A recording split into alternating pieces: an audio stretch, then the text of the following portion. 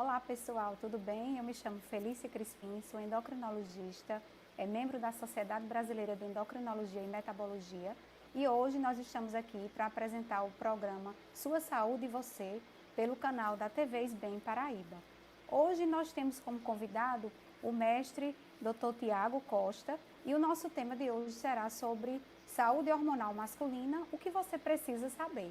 Então, eu gostaria de apresentar o professor Tiago, ele é mestre, ele é formado pela Universidade Federal da Paraíba, mestre em Ciências da Saúde pela Faculdade de Medicina da Santa Casa de São Paulo e atualmente é o presidente da Sociedade Brasileira de Urologia da Seccional Paraíba. Então, Tiago, boa noite, boas-vindas a você, obrigado pela nossa parceria com a TV SBEM e eu vou dar espaço para você se apresentar melhor. Olá, Felícia, boa noite. Eu, em nome dos urologistas aqui da Paraíba, agradeço esse espaço, o contato multidisciplinar.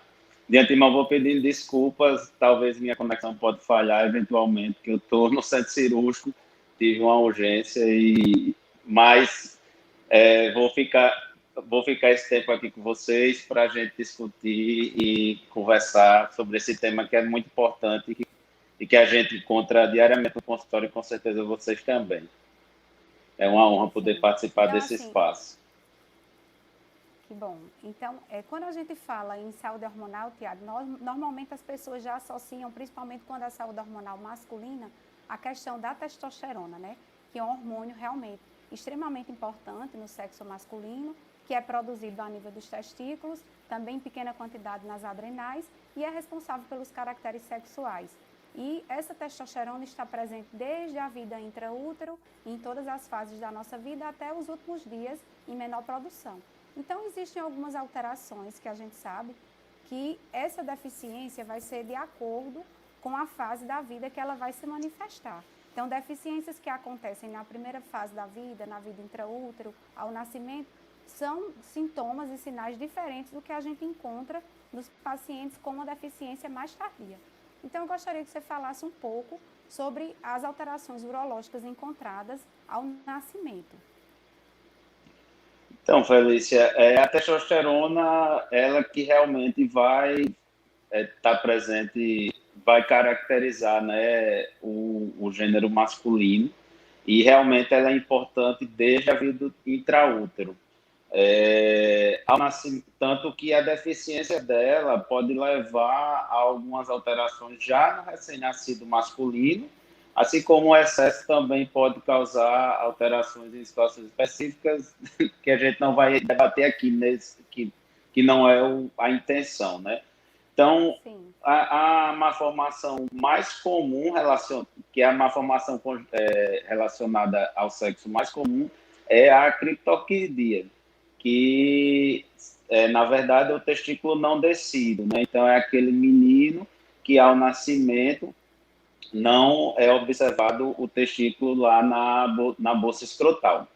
Essa alteração é bem mais comum em recém-nascidos prematuros, mas tem uma prevalência considerável e é importante que os pais, na verdade, a análise o exame físico do recém-nascido, obrigatoriamente tem que ser avaliada a presença do testículo na bolsa. Quando se trata de um prematuro, há uma chance aumentada e com isso, normalmente, nos primeiros 6 meses, esse testículo pode descer para a bolsa, mas é importantíssimo que seja identificado para que essa correção, naqueles casos que o testículo não desceu, seja feita até os 18 meses de vida, porque isso diminui a chance de sequelas relacionadas a essa posição alterada do testículo. Tem várias situações. Pode falar, pode falar. Não, eu ia perguntar assim, quais são as implicações dessa criptorquidia quando não tratada, né? Do ponto de vista prático, para as pessoas entenderem.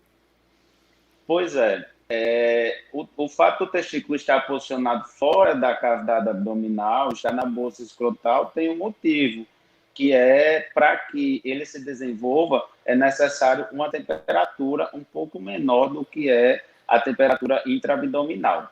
Então, quando esse testículo se posiciona, não está posicionado corretamente, então ele fica exposto a uma temperatura diferente, né, uma temperatura maior do que o ideal para ele, e isso aumenta a chance de neoplasia.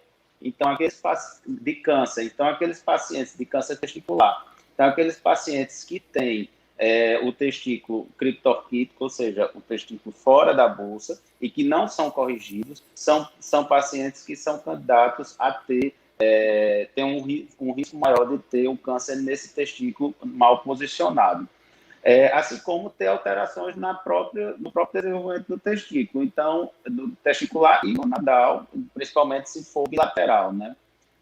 Então, no futuro, esse menino pode ter deficiência de testosterona também. Isso é mais raro, porque normalmente a apresentação mais comum realmente é a apresentação unilateral, mas tem que prestar atenção, principalmente nesse testículo, em relação ao risco de câncer.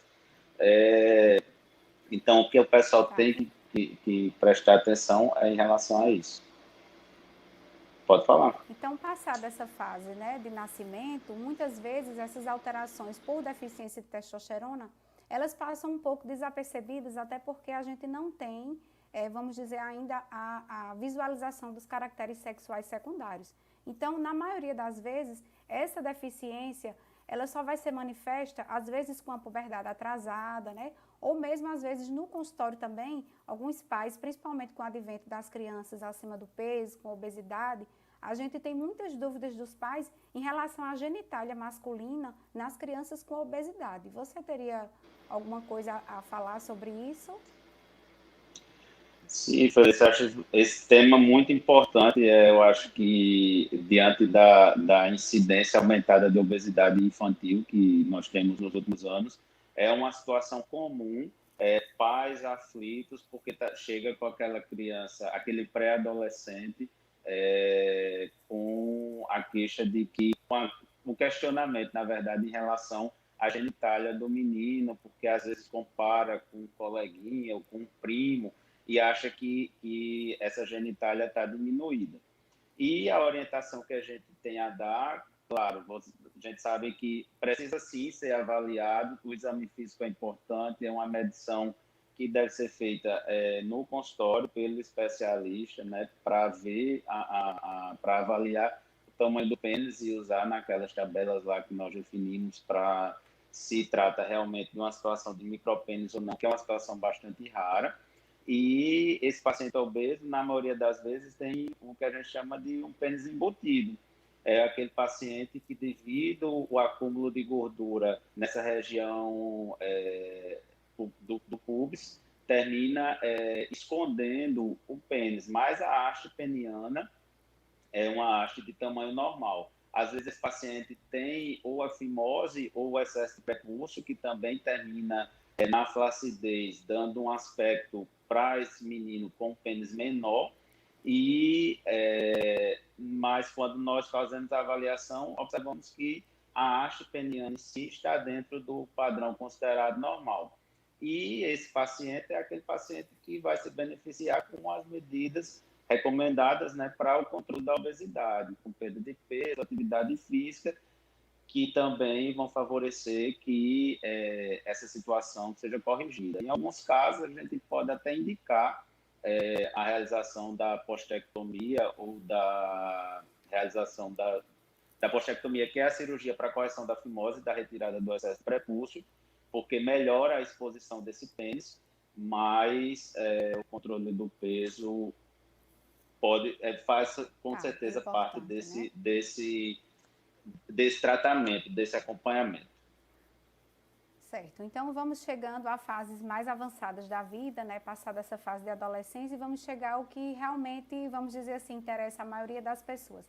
Então a gente sabe que os homens, eles são um pouco mais relapsos em relação a consultas de rotina, né? Os homens não têm uma educação de fazer avaliações urológicas, ou mesmo procurar o médico sem ter alguma queixa específica, e na maioria das vezes eles passam a apenas investigar após os 45, apenas com o intuito de rastrear câncer de próstata, né? E nesse intercurso, muitas vezes podem surgir distúrbios de infertilidade. E quando, na maioria das vezes, o casal precisa ser investigado, a mulher fica naquela investigação constante e, às vezes, esse processo de infertilidade vem também às custas do sexo masculino. Então, eu queria que você falasse um pouco o que é infertilidade masculina e como a gente fecha esse diagnóstico de infertilidade. Então, Felícia, realmente, na maioria das vezes, infelizmente, a gente ainda tem essa cultura que o homem termina que a mulher faz a investigação primeiro e só depois o homem vem. Então, o homem chega no consultório bem assim, a minha mulher já fez a investigação e não tem nada, então eu tive que vir. E não é assim, porque, na verdade, o homem pode estar relacionado com a infertilidade do casal, porque a gente tem que falar como infertilidade do casal, em até 60% das vezes. Por quê? 40% em 40% dos casos é o homem isoladamente, e em 20% tem fatores masculinos e fatores femininos associados. Então, no total de 60% dos casais inférteis, vai ter o fator masculino participando de alguma maneira para a infertilidade desse casal.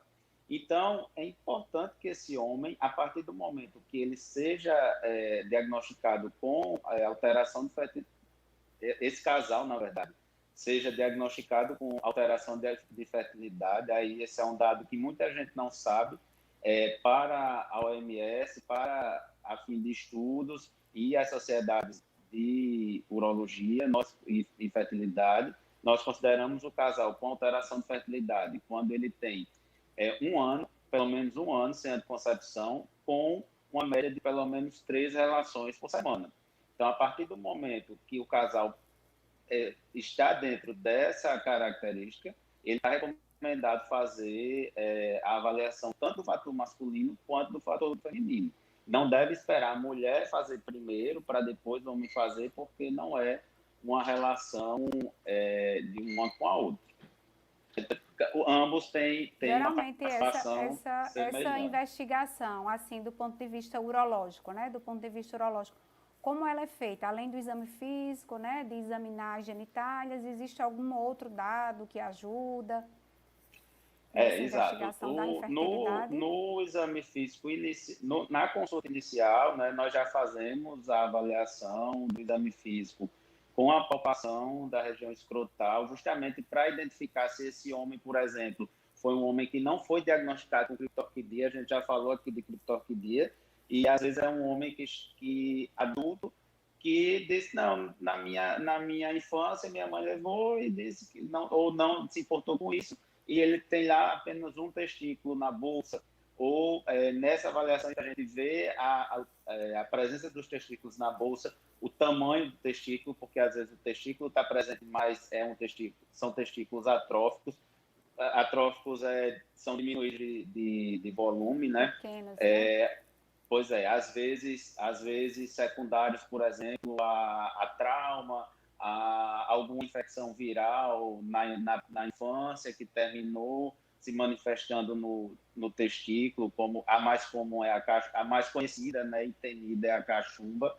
Acho que todo menino que tem cachumba tem aquele alerta para não descer, justamente nesse sentido de que não ocasionar orquite, né, que é a inflamação do testículo pelo vírus, e isso pode sim levar a uma atrofia testicular. Além dessa questão do testículo, da presença dos testículos, nós palpamos também os deferentes, que é o canal por onde o espermatozoide passa do testículo para se juntar ao líquido seminal, para ver se esse homem tem a presença dos deferentes, e nesse primeiro momento já é solicitado o exame de avaliação inicial, que é o espermograma, que é uma avaliação específica do esperma, para que a gente tenha os parâmetros e consiga ter uma análise melhor de como se encontra a fertilidade desse homem. Além das dosagens hormonais, se nós encontramos algumas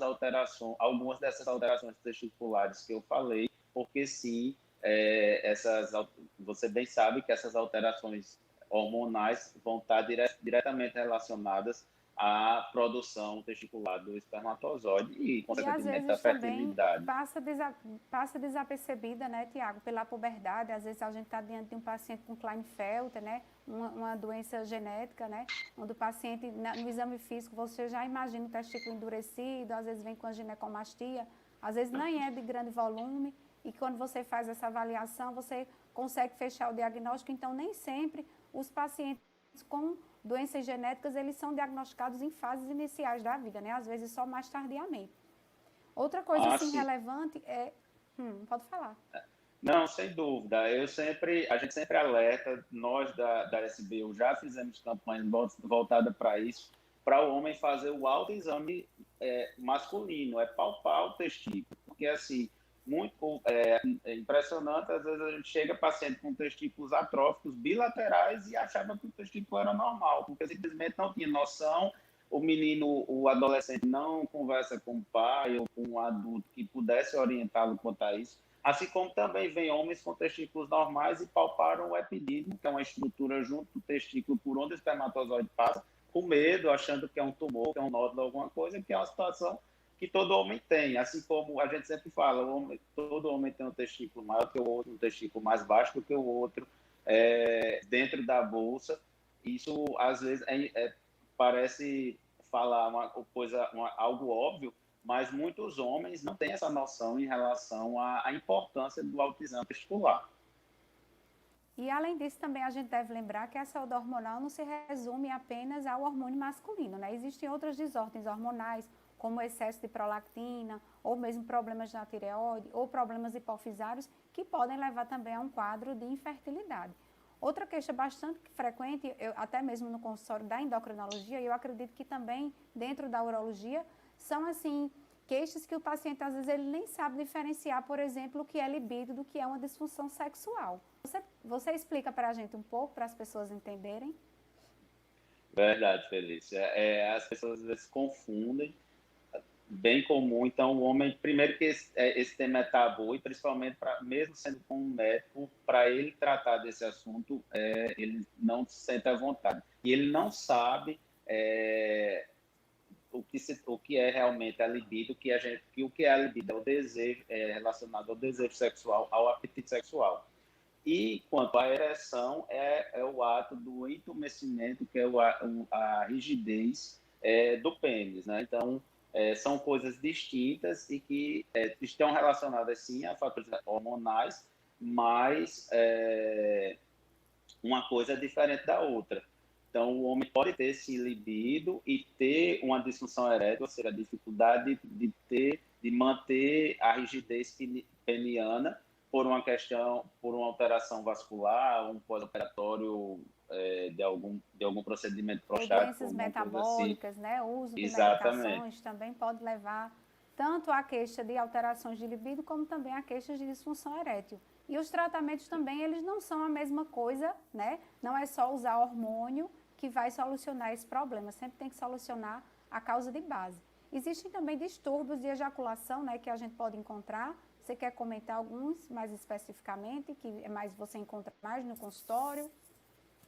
Realmente, o distúrbio da ejaculação mais comum é a ejaculação precoce, né? Que é aquela ejaculação rápida, que normalmente está relacionado a alterações psicogênicas, como quadros de ansiedade. Também muitos homens não acham que não tem tratamento, o que é para ser assim.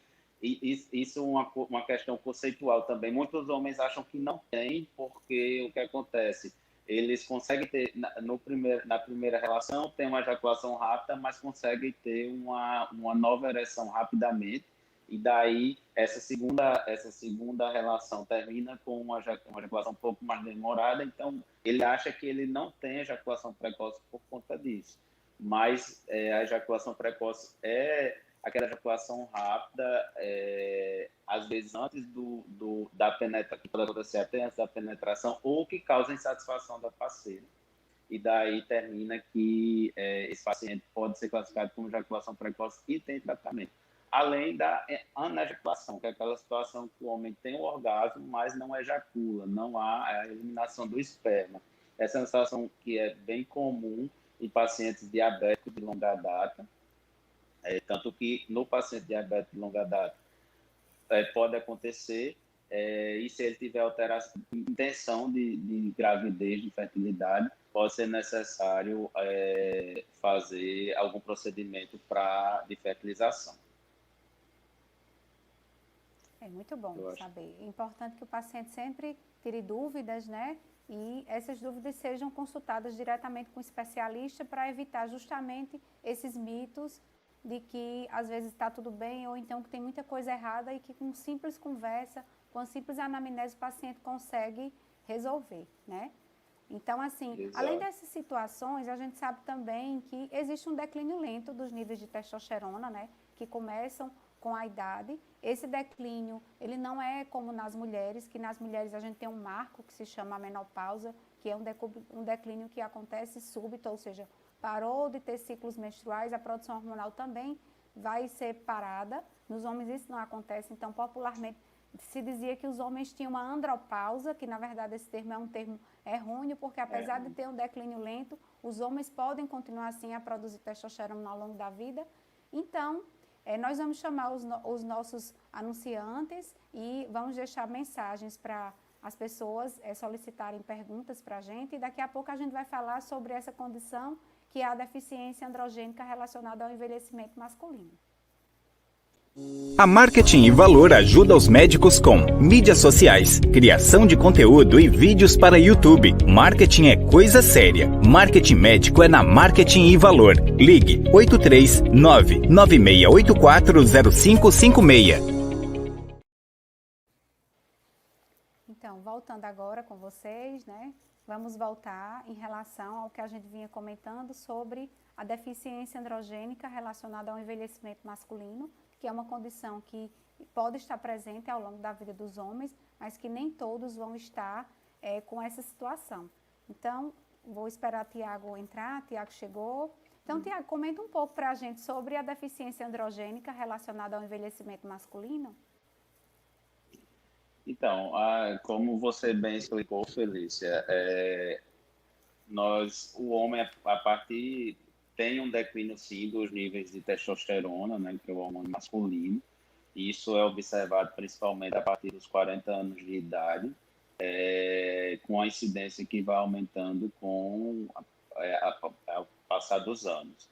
Mas não é uma situação que tenha um marco como nas mulheres, e por isso realmente é um termo errôneo esse termo chamado como andropausa. A deficiência... Normalmente, como é que a gente pensa em deficiência androgênica? Geralmente, o que é que o paciente apresenta para as pessoas entenderem exatamente o que seria? Porque não é um diagnóstico aparentemente tão simples, não é isso? Não. Eu sempre digo para os pacientes que os sintomas são subjetivos. Então, às vezes, a gente tem que saber o que está procurando, mas também não pode classificar tudo como a DAEM, né, que é a sigla que a gente utiliza para essa condição. Então, aquele paciente que tem alterações sexuais, né, que vai ser o que? Diminuição da libido, a disfunção erétil, principalmente associado a alguns sintomas clínicos, como irritabilidade, insônia, ganho de peso, são os sintomas mais comuns. E daí é que leva a gente a pensar nessa situação de hipogonadismo, de diminuição dos hormônios masculinos, ou a diminuição dos hormônios masculinos. Eu sempre alerto, Felícia, porque eu digo que a gente está meio que num momento de que há uma moda, digamos assim, em relação a essa questão da testosterona. Sim. Não raro a gente a gente observa pacientes que às vezes não tem o conhecimento e olha em fontes não adequadas. Rapazes jovens. Exato. Chegam e lembrar também assim, que não é só dosar testosterona, que você tem uma testosterona baixa, você vai ter um diagnóstico de DAM, né? Então, assim, o diagnóstico, dentro da endocrinologia, a gente gosta muito de usar essa expressão, que a clínica é soberana. Então, a gente não sai dosando testosterona sem ter uma suspeição clínica, porque às vezes você pode cair em armadilhas diagnósticas, né? A gente sabe que DAM tem implicações, né? Eu gostaria que você comentasse um pouco sobre essas implicações da DAM em relação ao não tratamento? Sim, o paciente tem perda da qualidade de vida, assim como tem alguns riscos também em relação à massa óssea, inclusive com o desenvolvimento de osteoporose, osteopenia, que é uma complicação da deficiência, relacionada à deficiência de testosterona, mas a gente não tem os pacientes que há indicação para fazer essa testagem, essa dosagem, né? Então, são os pacientes que apresentam sintomas. O nível laboratorial, isoladamente, não quer dizer que você tenha a síndrome em si. E o diagnóstico recomendado pela SBU, pela Sociedade Americana de Urologia e Europeia, é a Associação Diagnóstico Clínico Laboratorial. Então, o paciente tem que ter os sintomas associados a uma deficiência documentada em exame laboratorial. Então, não é da maneira que as pessoas, infelizmente, têm acessado ou têm nos procurado de fazer indiscriminadamente, porque realmente, sim, naqueles pacientes que têm indicação e têm o diagnóstico clínico, vai trazer o benefício de controle dessas situações, assim como recomendação de guideline. Nós temos o hipogonadismo funcional, né, que está relacionado à síndrome metabólica, à obesidade.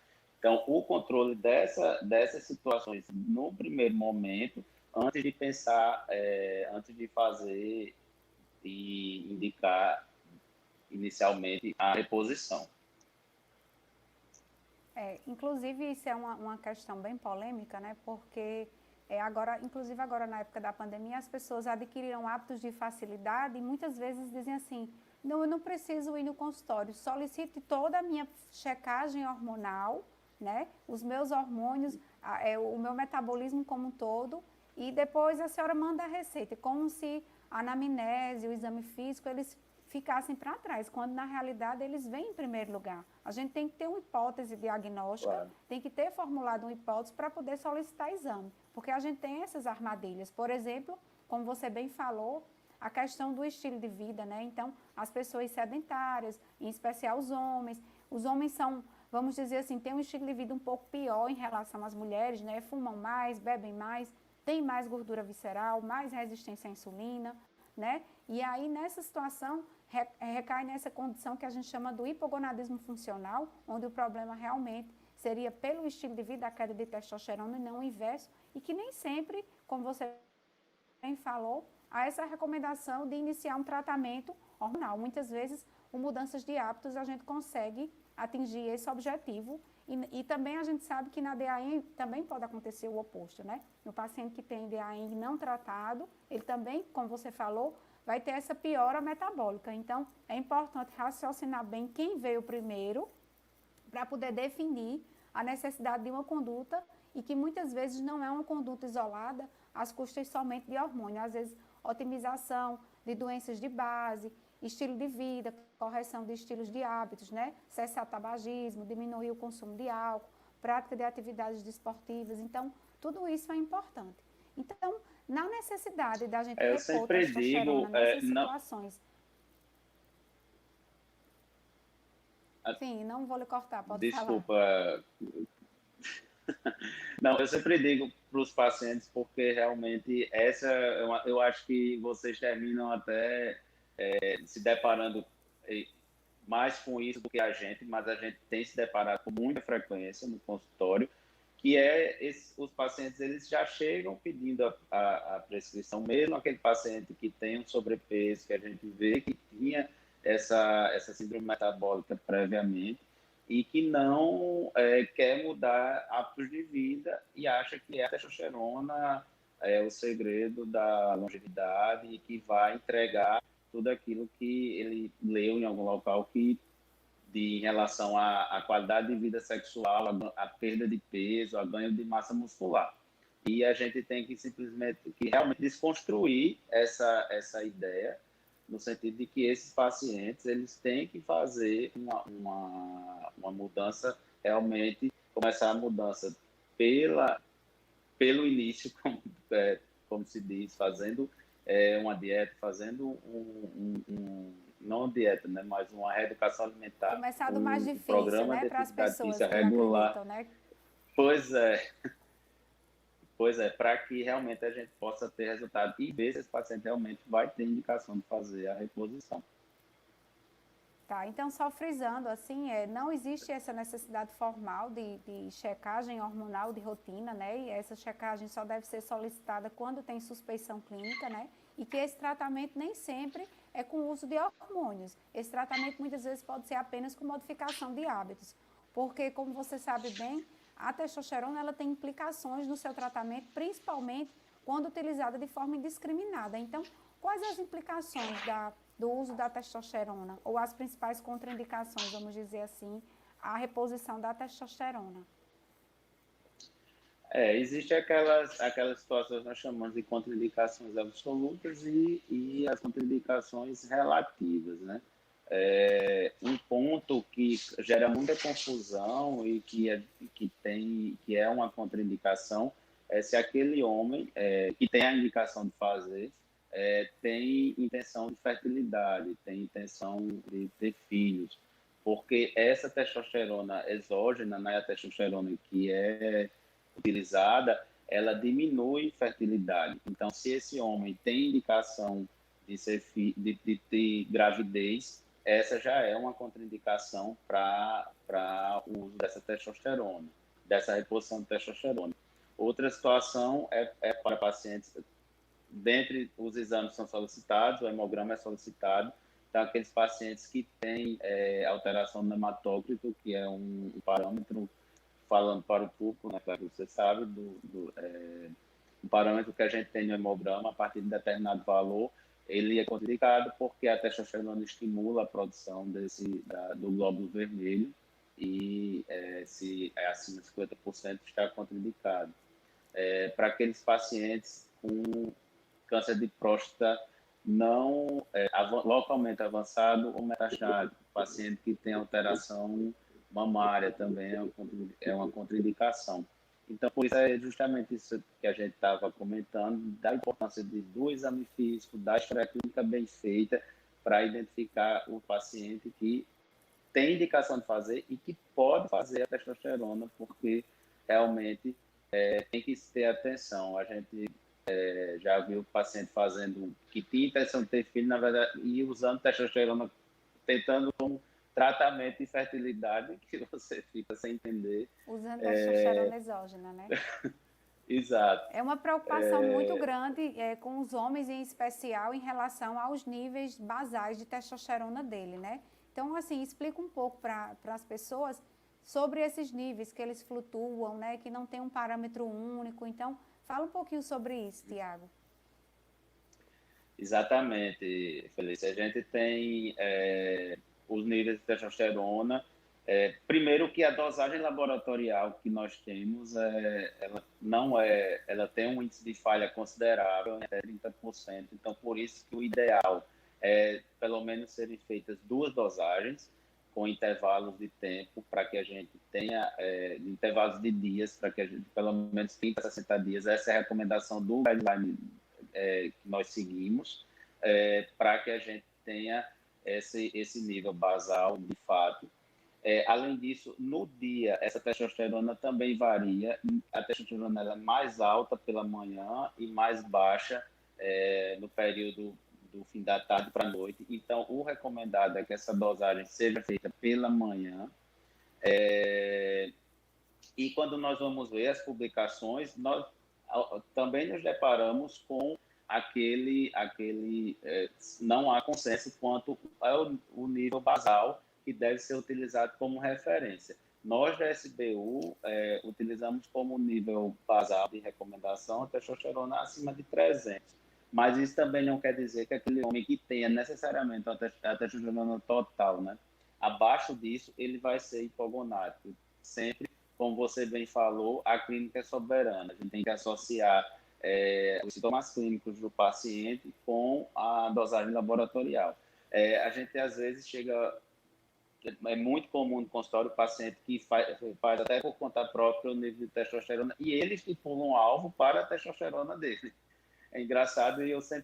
eu sempre digo para eles que chegam assim, eu digo, ó, todos os parâmetros, por exemplo, a hemoglobina, você tem uma faixa de intervalo também. Então, se não tiver 16, você vai ter que fazer eritropoetina ou Sangue. alguma coisa para estimular É. para chegar nesse nível, ou tomar sangue, não vai. Porque a testosterona é diferente.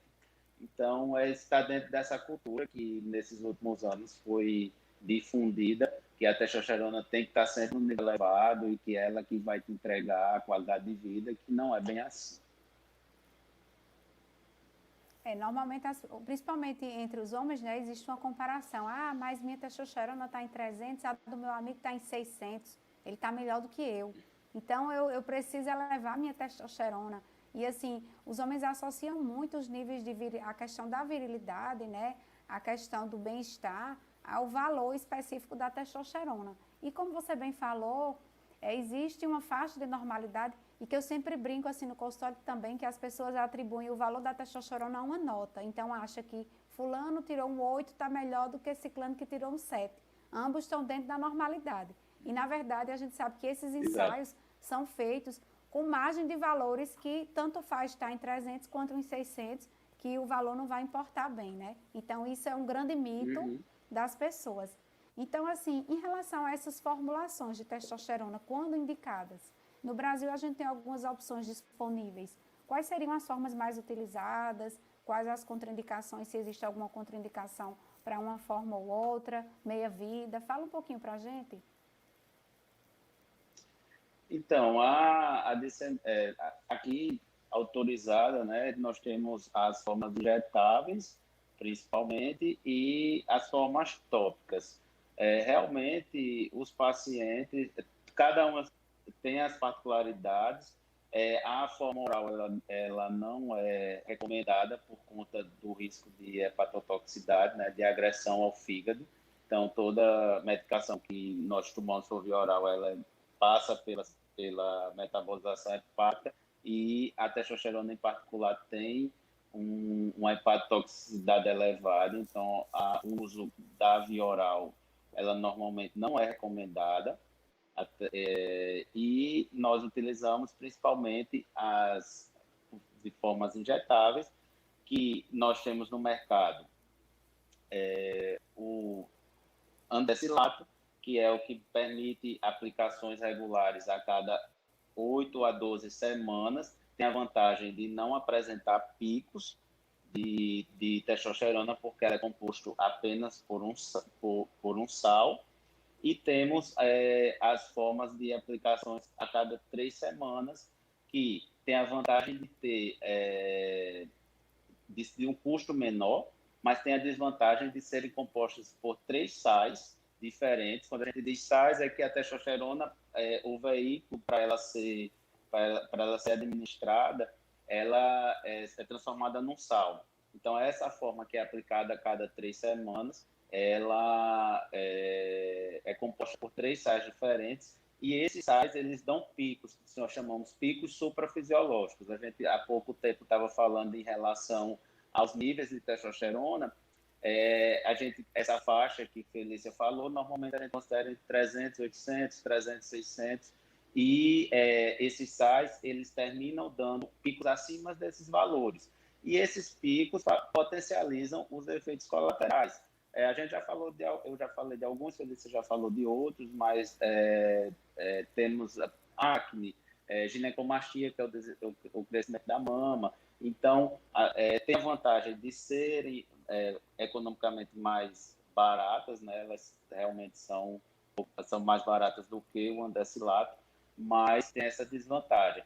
E a forma tópica, que é através de gel, que é aplicado em área de pele sem pelo, para que seja absorvido.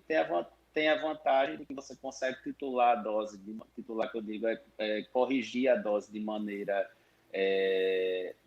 mais prática, mas tem a desvantagem, homem é praticidade, né? Acho que os homens preferem não fazer a forma Sim. tópica pela aplicação diária. A gente tem que alertar também a esses homens, principalmente se tem crianças ou meninas em casa, crianças em Sim. geral, para logo após o contato, não ter contato com essas crianças, porque pode terminar a criança absorvendo a testosterona e passando por um processo de virilização ou de puberdade precoce, se for um menino, né?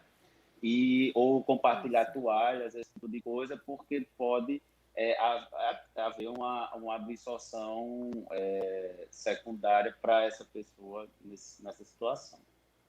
Isso é uma situação bem assim pertinente. Certo dia eu atendi uma criança de 2 anos de idade, um menino, que veio com um quadro de virilização, e para a gente ver como a história clínica é importante. Então, a gente vê uma criança de 2 anos, um menino com virilização, a gente já pensa no hiperplasia adrenal congênita, né?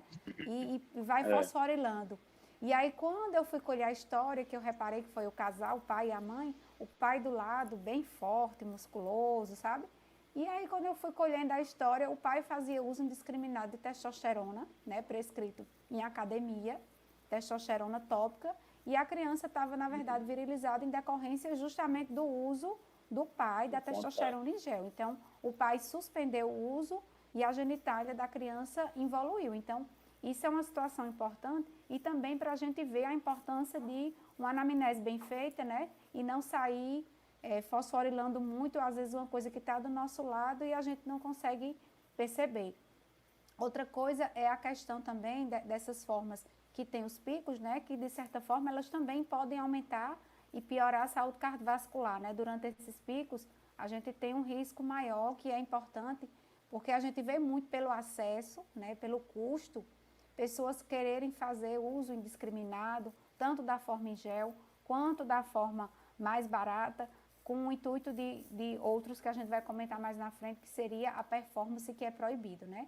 Em relação a isso, eu queria que você comentasse um pouco também, que é um tema bem polêmico, sobre testosterona bioidêntica. Se o que é de diferente, se é mais segura, é mais confiável, é melhor. Fala um pouquinho para o pessoal desmistificar essa testosterona bioidêntica. Isso é uma questão, um questionamento comum no consultório, Felícia. Realmente Sim. Você pegou bem. Mas a testosterona bioidêntica, ela oferece os mesmos riscos relacionados às outras testosterona. Não quer dizer que vai dar segurança. Às vezes as pessoas falam, não, mas não é a mesma testosterona que a gente produz. Bem, ela é a que mais se assemelha, né? Mas não quer dizer que é exatamente igual. E os efeitos colaterais, eles são relacionados à molécula testosterona, não é ao veículo. Então, termina que o fato de ser bioidêntica não vai te dar segurança em relação aos efeitos colaterais se você usa de maneira indiscriminada, sem acompanhamento e que não tenha indicação. Então, isso é um mito também, que a bioidêntica vai trazer um resultado melhor ou mais seguro, porque realmente não se trata ela não tem essa vantagem. Eu acho que da mesma forma que num certo momento também chegavam vários pacientes perguntando se a testosterona dosagem salivar era mais precisa. Não sei se isso chegou para vocês. Sim. Mas eu não sei por que também criou-se esse mito e não é.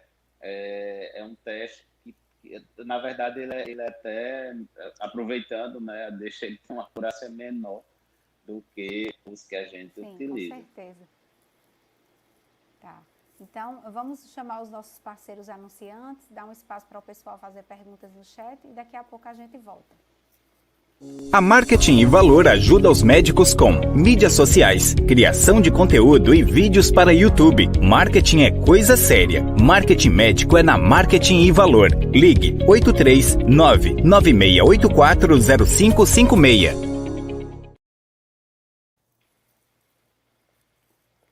Então, espero que vocês tenham feito bastante perguntas, né? E em relação, ainda temos 2 temas que eu gostaria de abordar. Estou aguardando só o Tiago chegar.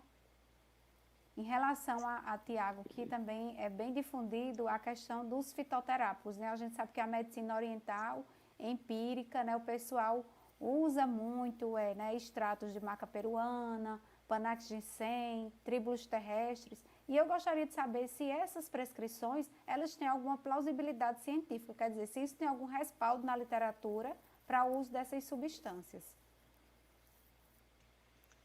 Felícia, para falar aqui, a gente tem que realmente falar de guideline, né? E realmente não há respaldo de guideline para o uso desses fitoterápicos.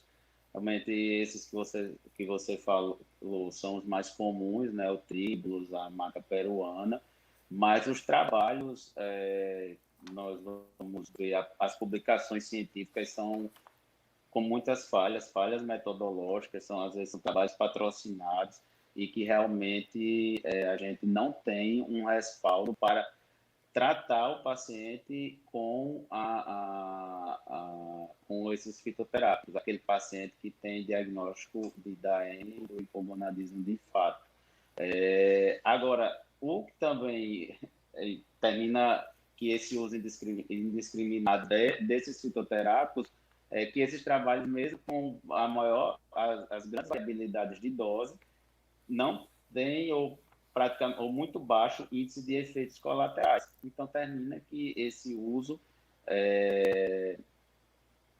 associado, às vezes o paciente é um DAEM, mas que tem a disfunção erétil isoladamente, termina utilizando o IFDS-5, né, que é para o público sildenafila, tadalafila, e termina que associa alguma dose de fitoterápico, mas a gente não tem respaldo de guideline, então as sociedades não recomendam o tratamento isolado como do hipogonadismo, então, vamos dizer DAEM que especificamente, com esses funciona mais fitoterápicos. como uso off-label, né? Um uso off-label e que funciona mais como efeito placebo do que, na verdade, que tem uma resposta, né? Como você falou, para as pessoas entenderem que esses estudos precisam ser controlados com placebo, comparando essa droga, para ver se vai ter uma superioridade, né? Porque muitas vezes a resposta é mais como efeito placebo. O paciente acredita naquela resposta e ele vai ter aquela resposta, mas não é que aquilo ali é superior a ele estar usando uma pílula de farinha. Mas aí, como tem essa questão, como você falou, então algumas vezes utilizado, mas sem ser uma prescrição formal, né? Vamos dizer assim, não é isso? E outra coisa, assim, que é um tema bem polêmico, Tiago, vamos entrar agora nas polêmicas, em relação às dicotomias, né? A gente tem um lado das pessoas que têm um estilo de vida menos saudável, que não se cuidam, os homens que bebem mais, mas também tem aquelas pessoas que são estritamente categóricas, que têm o exercício físico como uma meta de vida, que fazem restrições muitas vezes alimentares desnecessárias e que aí muitas vezes esse grupo mais, vamos dizer assim, entre aspas, extremista, acaba também querendo uma melhora da performance corporal. Né? Não só homens, mas mulheres também, a gente tem visto isso. A gente sabe sim que a composição corporal ela é importante, que cada vez mais a gente valoriza, né, o percentual de gordura, a quantidade de massa magra que aquela pessoa tem, em detrimento às vezes até do próprio IMC, mas a gente sabe que nem sempre essa melhora de composição corporal, às custas de substâncias, vamos dizer, não aprovadas, elas vão trazer benefícios. Então, uma dessas substâncias é o uso do anabolizante, né? Então, as pessoas, no intuito de ganharem performance, a gente tem visto muito essa prática do uso do anabolizante para melhora de performance. Como é que a urologia vê isso? A urologia, eu acho, tem uma postura semelhante à da endócrino, no sentido de que realmente não há indicação para ganho de performance ou estético relacionado ao uso de anabolizantes. Na verdade, a gente da urologia tem se deparado com muitos pacientes. Eu já vi trials americanos que têm dados mais robustos, né? De pacientes, homens jovens abaixo de 40 anos, que até 30% têm o histórico de uso de esteroide anabolizante em algum momento da vida. Então, ou seja, é um índice bem elevado, podemos chamar até de uma epidemia. Então, a gente tem realmente se deparado com muitos homens azoospermicos, né, que é a ausência de espermatozoide no ejaculado, como causa de infertilidade, secundário ao uso de anabolizante, assim como outras causas, disfunções sexuais, como disfunção erétil, relacionado a um hipogonadismo que terminou se instalando após o uso indiscriminado desses esteroides anabolizantes com fim estético ou como ganho de performance. Então, realmente não há recomendação nenhuma por parte da urologia com o uso desses esteroides. Sim, e lembrar também que assim, esse uso ele vai trazer efeitos, né? E esses efeitos nem sempre são a curto prazo. Muitas vezes esse efeito pode ser a longo prazo. E aí muitas vezes essas pessoas que querem fazer uso, se beneficiar, entre aspas, que não vão se beneficiar desse anabolizante, justificam no sentido de fulano usa há tanto tempo e não tem nada, né? Não teve nada, usou a vida toda e não teve nada. Mas a gente sabe que isso é uma coisa tão séria que a gente não tem efeitos a longo prazo. A gente sabe que o uso do anabolizante, do esteroide anabolizante, além desses efeitos, aí eles vão ter também impactos negativos do ponto de vista de saúde metabólica, né? Então, é importante essa questão. Eu estou vendo aqui uma pergunta também sobre a terapia de reposição de testosterona. Se ela deve ser feita com acompanhamento do endócrino ou da andrologia. Você quer responder, Tiago? Sim, respondo. O acompanhamento deve ser feito com os dois. Porque a Isso. reposição da testosterona, quando tem indicação que é a reposição de fato, esses pacientes normalmente são pacientes acima de 40 anos, então esse acompanhamento metabólico deve ser feito pelo endocrinologista e o andrologista, o urologista, deve estar junto no acompanhamento também, porque além de ver o quadro como um todo, tem que ser avaliado, fazer o acompanhamento prostático, também desfazendo um mito aqui, né, Felícia, em relação ao uso da testosterona e o desenvolvimento de câncer, especificamente ao câncer de próstata. Nós tínhamos essa dúvida anteriormente, mas nós tivemos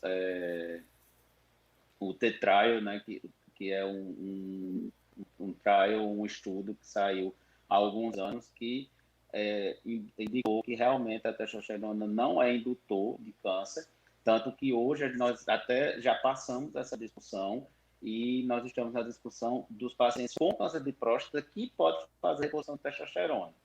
Então, mais o acompanhamento deve ser utilizado, deve ser realizado, porque pode, na verdade, não induzir o surgimento, a testosterona em si como causa, mas ela pode mostrar uma lesão que já estava lá, numa situação indolente, digamos assim, ou que ainda não tinha aparecido. Então, por isso que esse acompanhamento conjunto deve ser sempre a situação ideal. E lembrar também que a própria questão dos picos da testosterona, né? Então, isso pode também ter piora na saúde cardiovascular, principalmente quando ela passa a doses suprafisiológicas, né? Então, ao invés de trazer benefícios, vai ter impactos negativos na qualidade de vida dessa pessoa. E tem uma outra pergunta aqui sobre o uso da testosterona é indicado para o ganho de massa em academias. Muitas vezes, usa-se indicado por um amigo, acreditando que não gera problema. Quando essas pessoas notarão um problema? Às vezes esse problema vai vir lá 20 anos depois, né? Então, assim, tem que ter cuidado com esse Exato. uso, porque como a gente falou, a gente não tem uma data da complicação surgir. Às vezes vem uma atrofia testicular mais precoce, uma infertilidade, mas às vezes vai vir um problema cardiovascular mais na frente, às vezes depois de 10, 15 anos. Então, assim, é importante que não existe indicação de reposição de testosterona para quem não tem deficiência, né? É importante frisar bem isso. Exatamente. Mesmo naquelas situações de ganho de massa muscular, nós temos outras opções que a gente pode lançar mão, artefatos, para o paciente ganhar massa magra sem necessariamente ter que fazer uso do anabolizante, né? Então, assim, Exatamente. Esse existe... momento, pode falar, Tiago.